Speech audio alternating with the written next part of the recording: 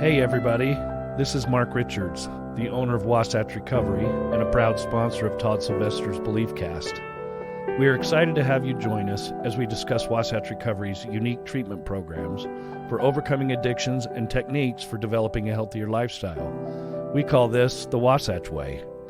Wasatch Recovery's goal is to instill hope, teach resilience, and help you achieve recovery. Enjoy today's podcast. Welcome back, everybody. This is Todd Sylvester with the Todd Inspires BeliefCast.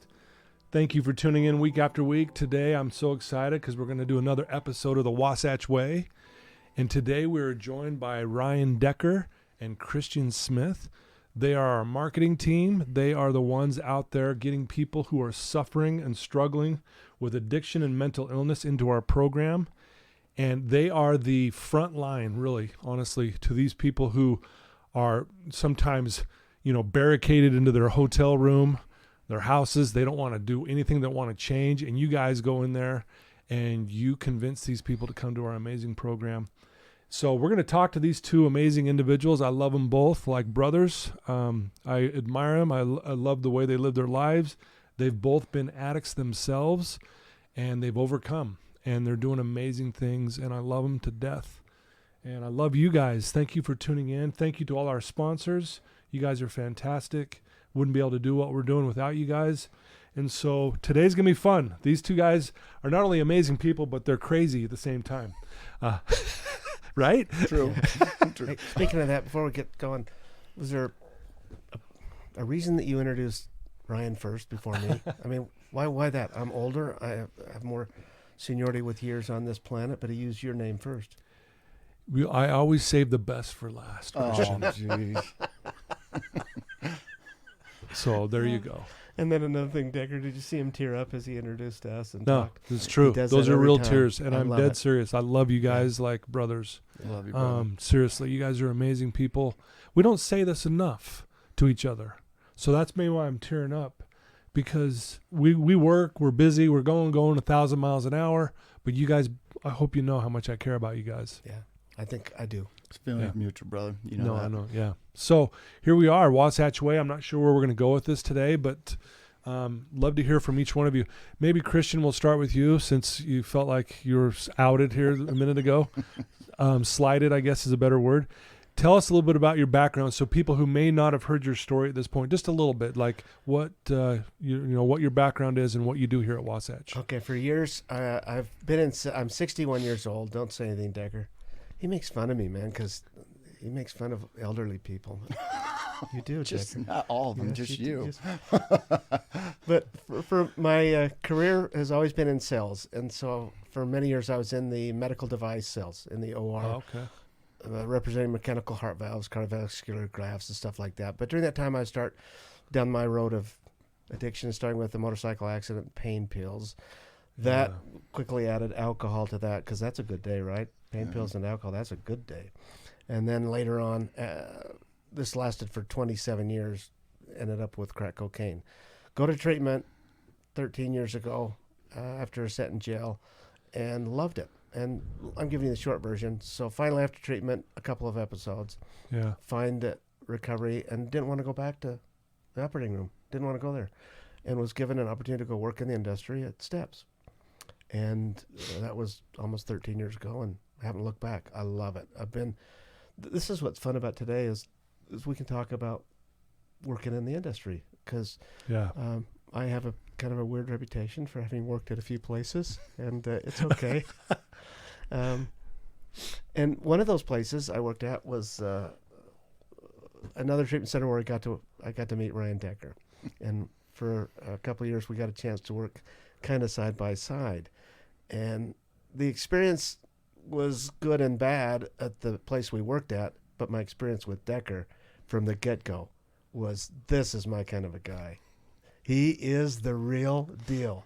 He is fun when it's time to be fun, and he is serious when it's time to be serious. He respects the disease of what's going on in the brain at the time of all this stuff, and he's given me the look of the disease. We'll talk about that in another episode. We're going to have to edit that part. Just kidding. Just kidding. So now I had just about a year ago, right now, I was given this Yeah. Wonderful opportunity to be part of your team. Yeah. And Decker leads the team.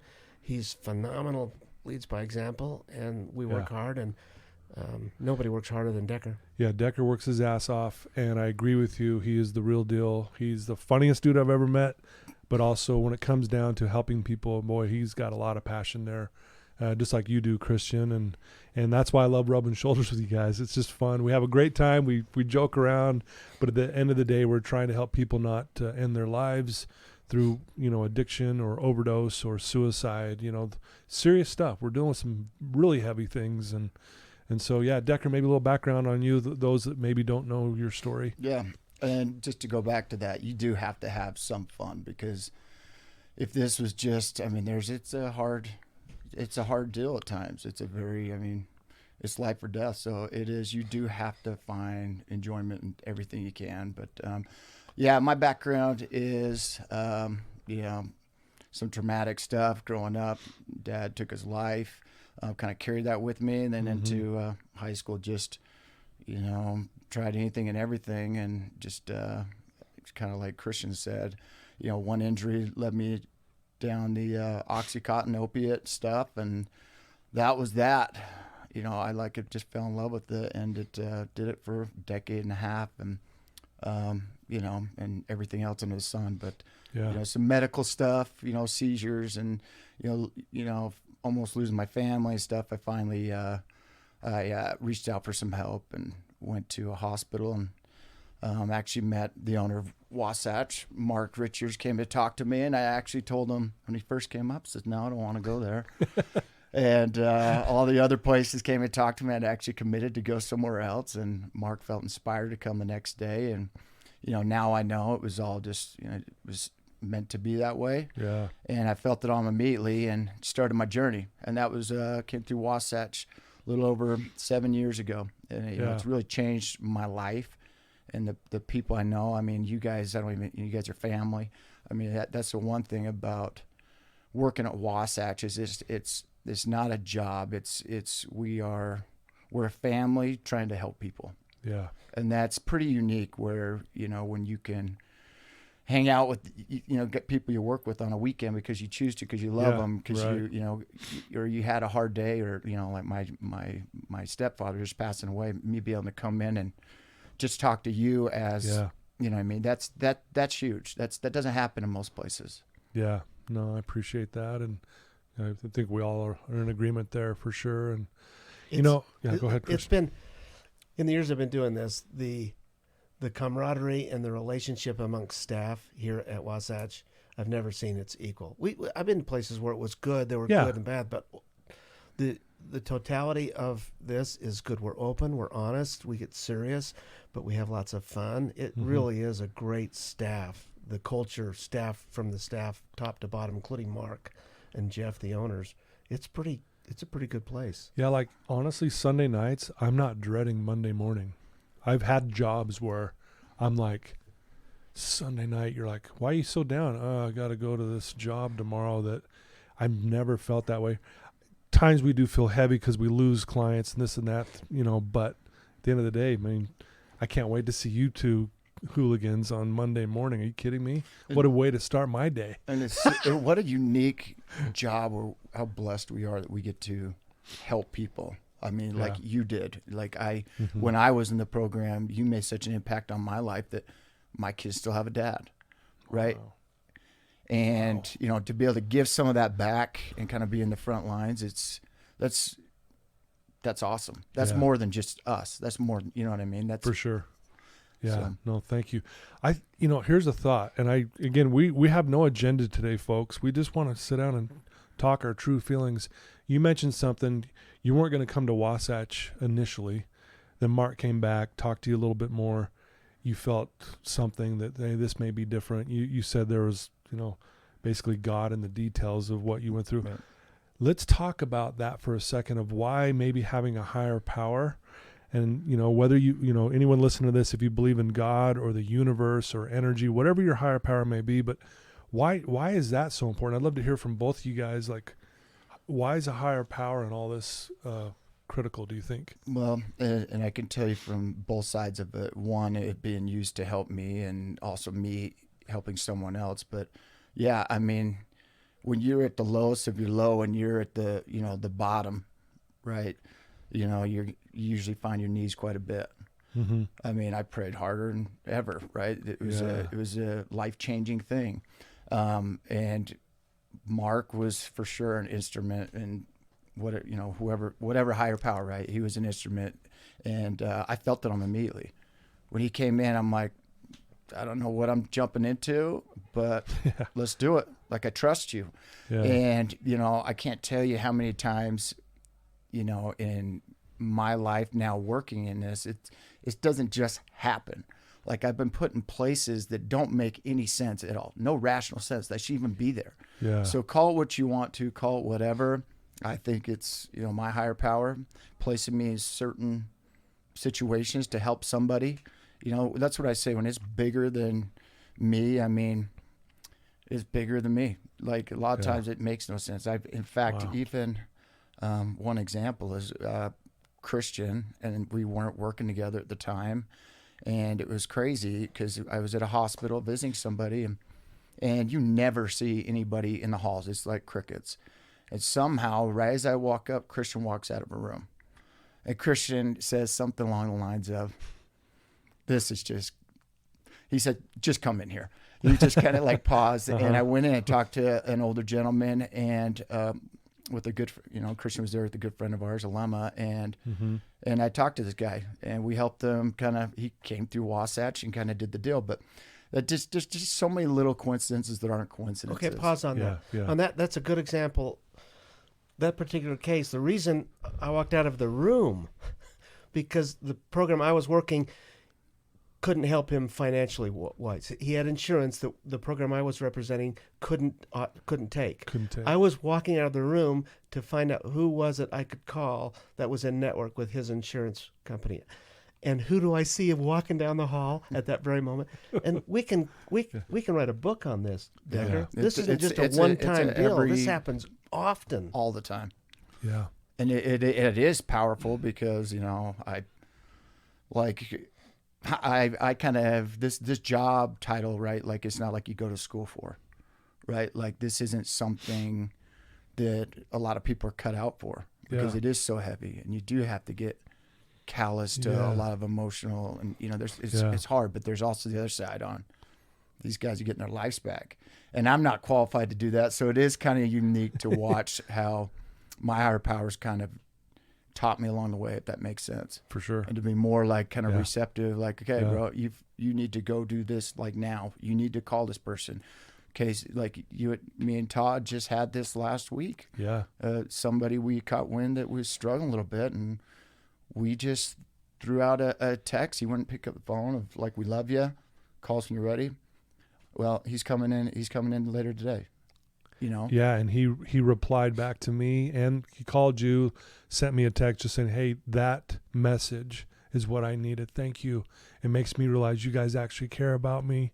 And here he is coming in today, going to get the help he needs. Another, hopefully, life saved because we just sent a simple message saying, hey, we love you. We're here to help you. If you remember my story when I did a podcast earlier, the thing that changed my whole life was the concept you guys just talked about. Jason Webb sends a text that, it was a voicemail. Mm-hmm. Here's the voicemail, verbatim. Christian, it's Jason. Have I told you I loved you lately? That, when you talk about God, maybe that's all God is. Maybe the higher power of God could be just love, the concept and the power found in love. Because that message you guys just talked about, the one I received, those are catalytic events that changed my life because somebody loved me. Maybe I could grab hold of that love from them and eventually have enough love for myself. We're good at that here. Yeah, well, we do. And, it's like what we say, we'll love you until you can love yourself. Yeah. Right. Like just everybody asks me, why do you hug everybody? I mean, if you had any idea what these people are going through or what I've been through, bring it in. Yeah. Give me, you know what I mean? Like, and I think as a world, if we were to be more loving and non-judgmental on people's trials, man, we could really, really make some change. Yeah. It was the first thing I noticed as a new hire here was the client-centeredness, the client focus. I came from the old school when I first went to treatment. It was old school. They were going to beat you down. They were going to tell you suck, you're broken, until you believed it, and then humble enough to let them rebuild you theoretically. But those days are gone anyways in the industry. But the first thing I noticed was at Wasatch, there was a genuine client focus that we're not here to break you. You are not necessarily broken the way I was told I was broken, and we will give you the tools you need to not only survive this difficult life, but to thrive in it. Yeah. That was a unique thing that I found here. Well, I love that, guys. There's a beautiful statement that says, love of self will prove to be the most powerful antidote over any unwanted or addictive behaviors, period. And going along with what you said, Decker, we'll love you till you love yourself. And when you do love you, like I always do this with my clients, hey, do you have a lot of people come in here with children, right? Hey, I ask them, who's their youngest child? Oh, it's Billy, right? And I'll say, would you ever give Billy heroin? And they're like, hell no. Well, I'm always like, what, why?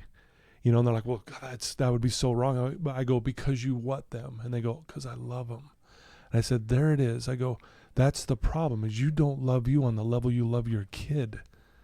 And when you love yourself on the level you love your kid, you won't put that poison in your body either. Why? Because you love you. And that's why you're here. That's what I think we do differently here, is we help them love themselves, and we help them answer the question who they are. Yeah. Right? Yeah. How cool is that? So we just got through this weekend. I'm a member of the predominant religion of the state of You're Utah. Catholic? I didn't realize that. Yes, I am. And so one of the talks was for Christianity in the New Testament. The Savior was asked, "What's the greatest commandment?" And I can envision the story when he's asked. By the way, it was a bunch of attorneys that were asking the question. No offense to any attorneys that might be listening, but they were trying to trick him up a little bit. Because you can imagine, if he says, it's adultery. That's important. The attorney would say, but then they would get into a debate of, is it more important? Anyway, you remember his answer, right? Yeah. He says, the greatest commandment is to love God and then love your neighbor. And then he implied a third one, that love your neighbor as you love yourself. And then simply went on to say, if you'll just do those three things, it'll be okay. It will be okay. Yeah. And we don't focus on the love of self. We don't. As much as we could. Well, and we could maybe add this, gospel by Todd. Instead of saying love thy neighbor as thyself, what if you said love yourself as you love your children? Because how powerful is that? I mean, I know you both have kids. I do too. We love our kids. We would do anything for them. Imagine having that same love and energy and force towards ourselves. What a game changer that is. It was. And that's what you're saying, basically, is what they were saying, right? And it was for me on a personal note. I'm struggling with this God thing early in recovery. Like, I believe there's a God, but that God sucks at his job. That's kind of where my mentality was, because I'm in a lot of pain and things are just going bad. Yeah. Some guy comes up to me on a similar note that you just described, Todd, was Smith. Didn't even talk to me with respect. It was Smith, not Mr. Smith. Hey, Smith, you got 4 kids, right? Yeah. Anything they could do to stop you from loving them? I quickly responded, heck no. And he pressed it. You sure? Well, I happen to have one of my 4 kids who's crazy, kind of nuts, in a non-clinical way, just fun out there. Sarah. And Sarah, if just you're like this, Decker. Kind of like Ryan Decker, yeah. A few screws. Crazy in the funnest way, not clinically. And I thought for a minute, Sarah, I'm familiar with disappointment and frustration raising teenagers, particularly Sarah. But I went on to think, no, there's nothing any one of my kids, including Sarah, could do to stop me from loving him. And then he paused, looked at me and said, couldn't there be a God that felt that way about their kids? And he walked away. And that was kind of a mic drop. It really was for me. Like, wait a minute. If that's true and it felt like it was, why can't I do that? Why do I have to think that this God that I knew as a kid only loved me if I was doing all the right things all the time, which is impossible. And that changed my whole perspective on the God thing. Wow. Anything you'd add to that, Decker? Yeah, I mean, I was just kind of relating back to it when I was in treatment, and I had a lot of the, okay, why did I get this raw deal and have all these challenges in my life? Yeah. Right? Whatever kind of God you have, whatever, universe, whatever, but why are these my trials? And yeah, it did suck, but it also like made me the person I am today. Yeah. And maybe I had to go through all that crap for somebody else. Yeah. Like, you know what I mean? Maybe the reason I'm here is that, it wasn't all for me, but for someone else.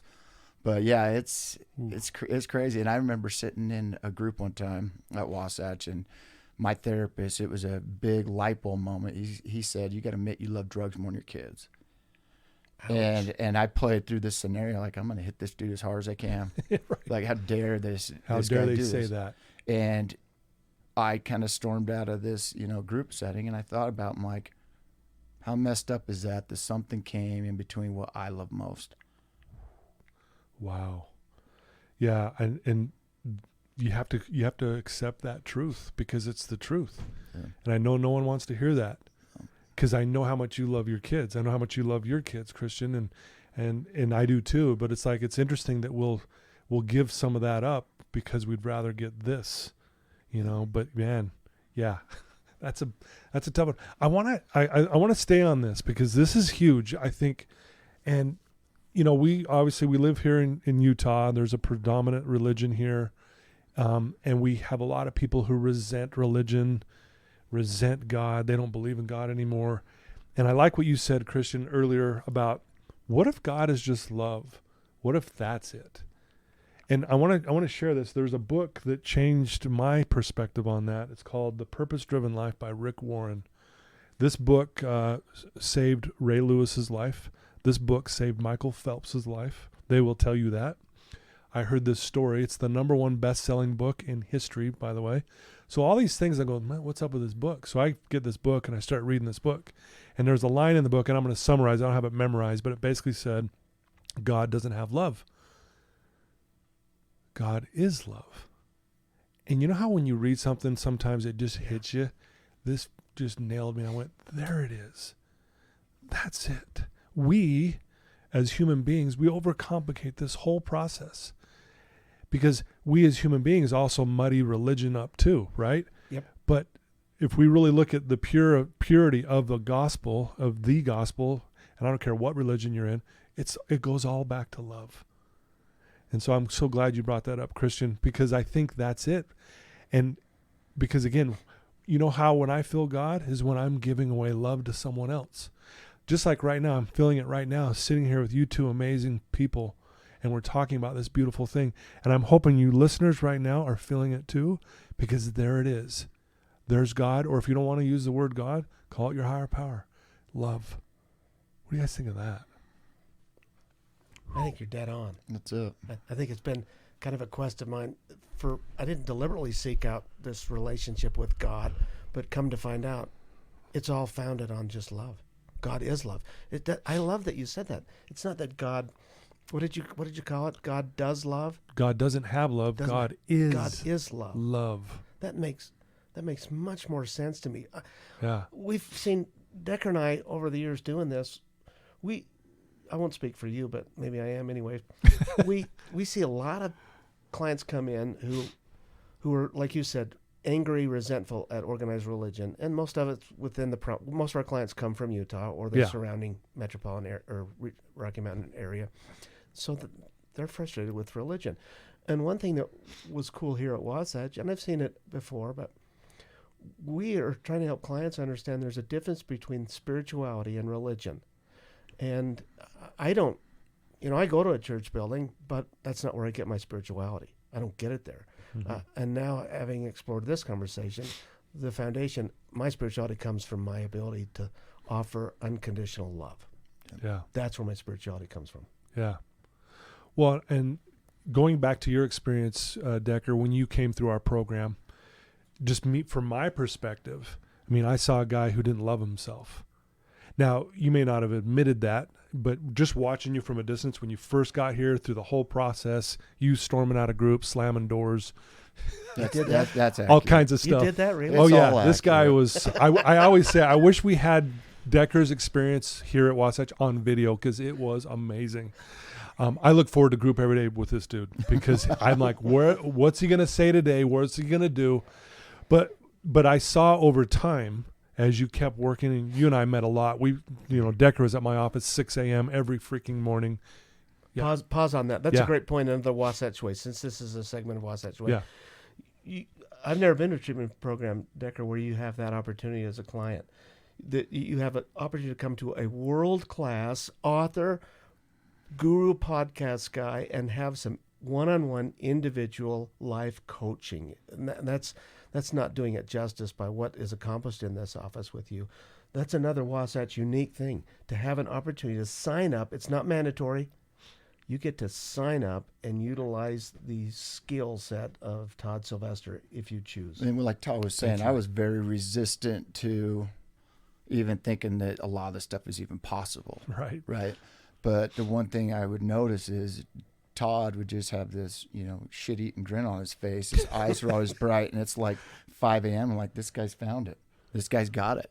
And so once I've, started making that transition to thinking, okay, this is possible, before the facility's even open, Todd would be here like 3 hours before the day, and I would just tap on his window just to get even 5, 10, 20 minutes of his knowledge was like, it changed my life. And it did allow me to start loving myself and then taught me to give that love away, right? Just to give it away. Yeah. And there's a lot of things that he said didn't make any sense. And I'm like, you're full of crap, Todd.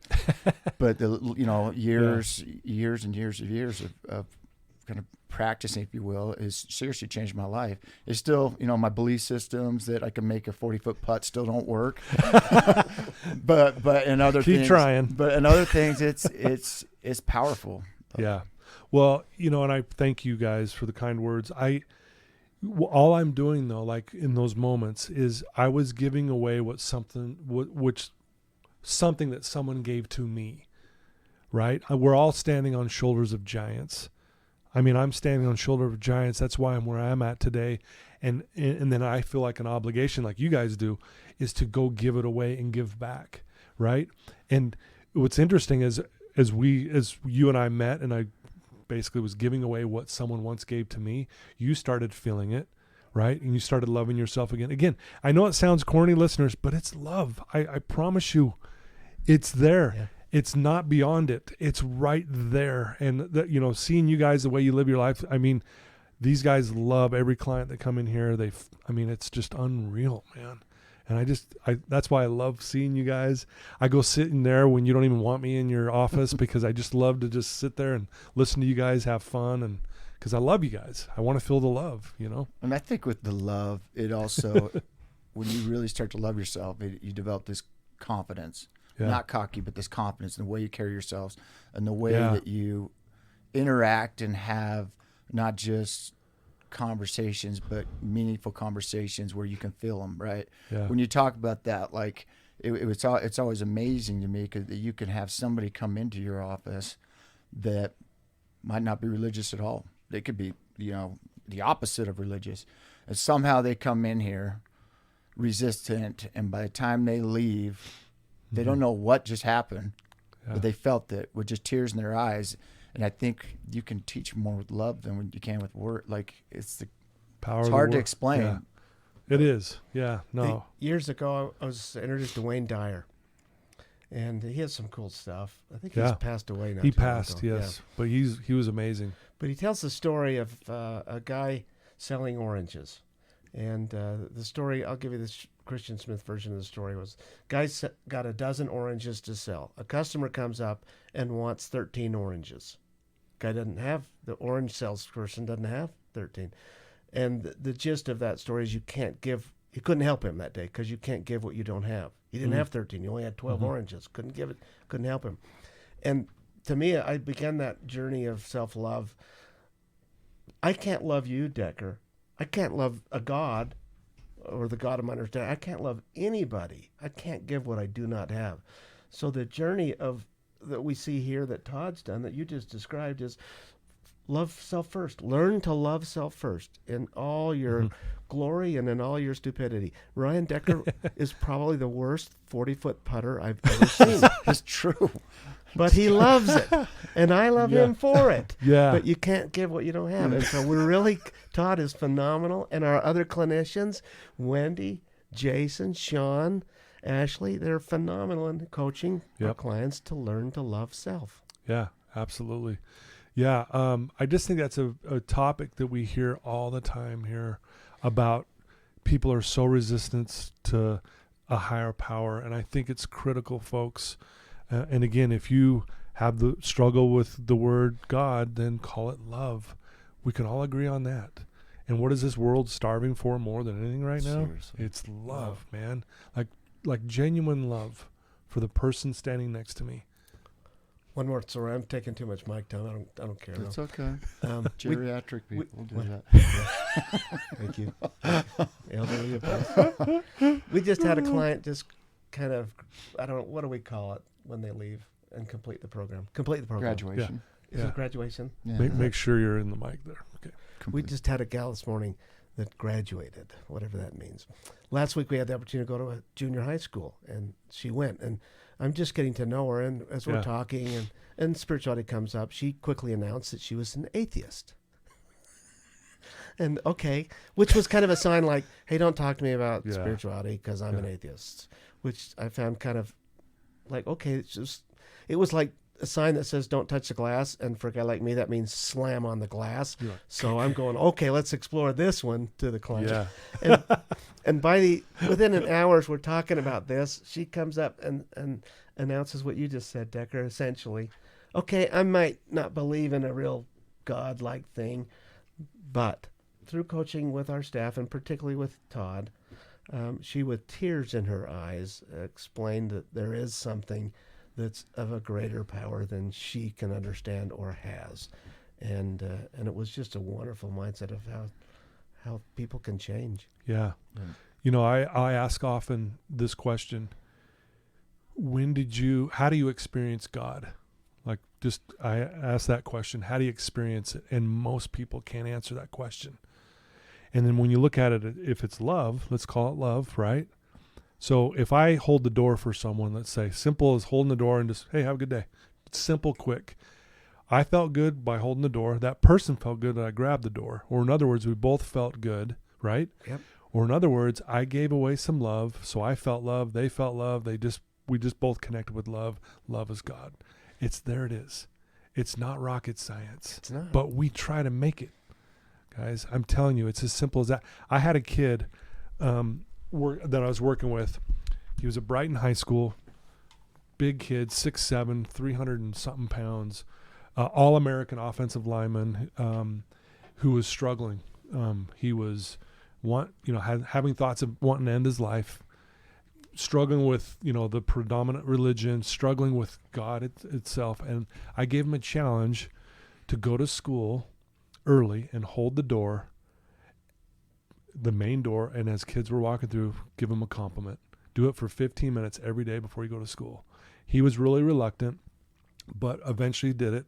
And I'm telling you, it saved his life. He will tell you, it saved my life just by holding the door and telling people, hey, have a good day. You look pretty today, or I love your backpack, or whatever it was, right? And what I was trying to help him realize is you were giving away love. And I go, did you feel love? He go, yeah, there you go. I go, there's God right there. You experienced him right there. And he's like, oh my gosh, I never realized that. Yeah. I mean, how powerful and simple that is. And again, I'm glad we're talking about this because we don't talk about this enough. Again, we're not trying to get anyone to go to church. What we're doing is we're trying to get someone to feel connection. What did Johann Hari say? The cure to addiction isn't sobriety, it's connection. Yep. Right? Yep. And we're connecting right now. This is cool. It really is fun. It is. And you really have to. And it is when you walk through the doors and you do something so hard, all it takes is hey, it's all good. We're going to get through this. You know what? Just that little sense of love. Even that's just like a deep sigh of like, okay, it's going to be okay. But like I said, I mean, I wasn't like the most religious guy, and, coming here, I mean, I tell you what, one, there's I shouldn't be alive. Yeah. Right.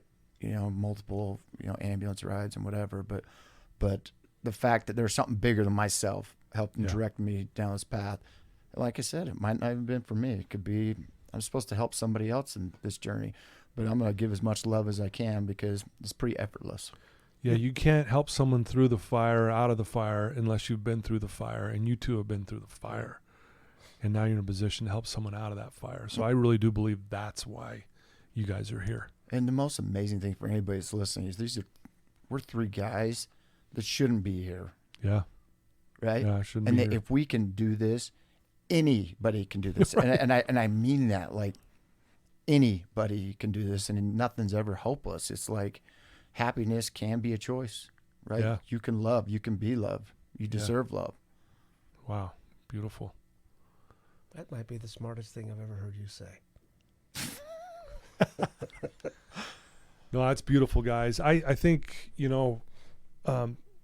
that's probably hard to top what you just said, Decker. I think if anyone's listening to this right now who needs help or has a friend or a loved one or a family member that needs treatment or just needs someone to talk to, what's the best way for those people to get in touch with you guys?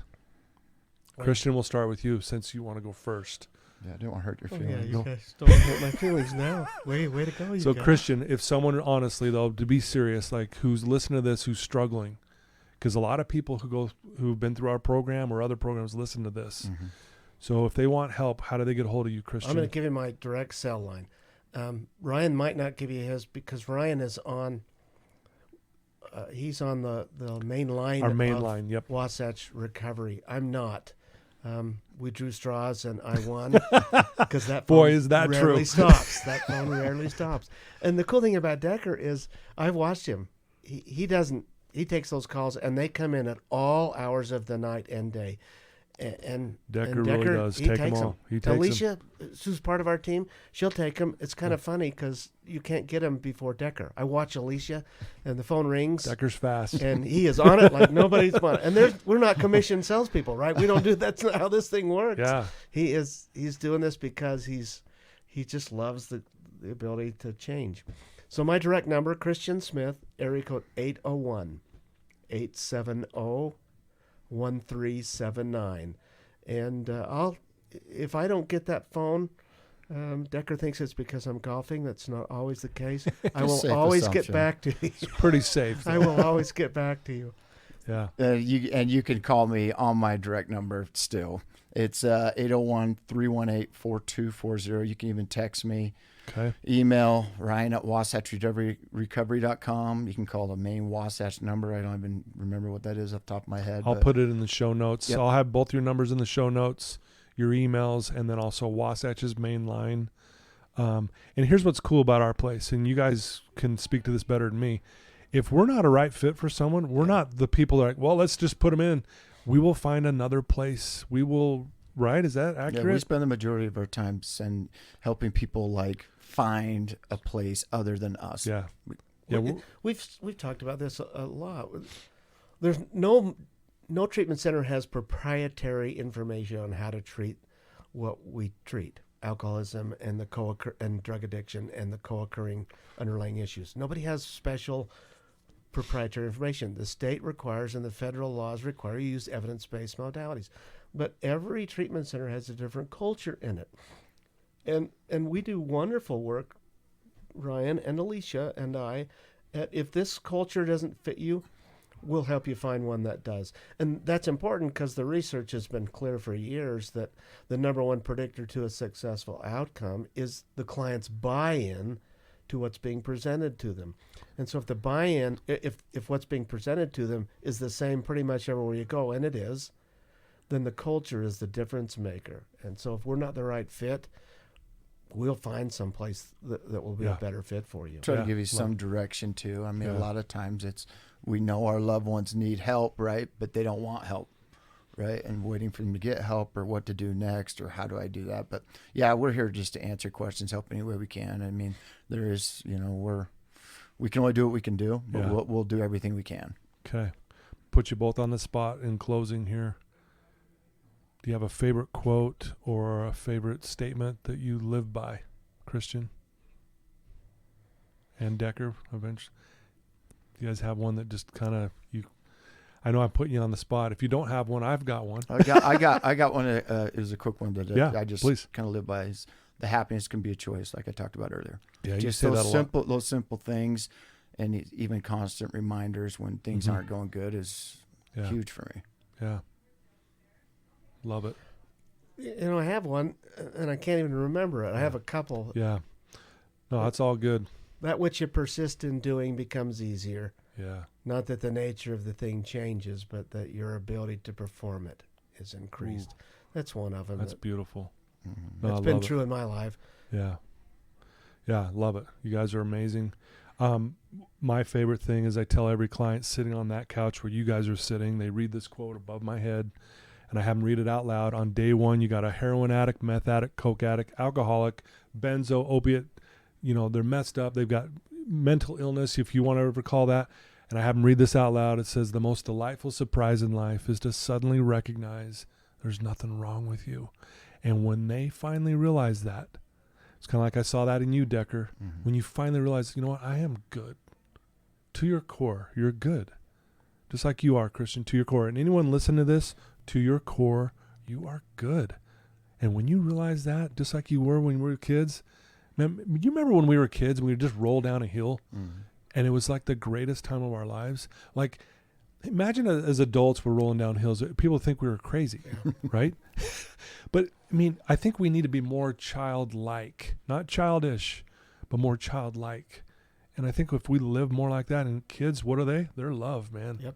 It's all about love, folks. And we talked a lot about love today. Hopefully you felt our love.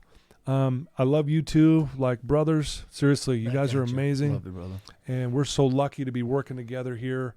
If you need help, reach out to these two wonderful individuals. I'll have all their contact information in the show notes. If you struggle on talking to a loved one, because sometimes they don't want to talk, send them this episode. It'll be a good way to break the ice, right? Excellent. Yeah. Excellent. How cool would that be? Yeah. So anyway, love you guys. Thanks for taking some time today. Ryan, sorry if I offended you on the putting thing. I really am sorry. Can't make the putt. We're going to work on Ryan's belief system around putting. Hopefully, we'll let you know how that goes. But thank you guys for tuning in week after week. I love you, and you guys have been fantastic. This has been just an amazing ride. I can't believe where we're at. Just blows my mind. But grateful to be in this position, and grateful that I'm alive, and grateful that felt some love today. We all connected with love, our higher power. Love you guys. Take care. Love you. Bye-bye.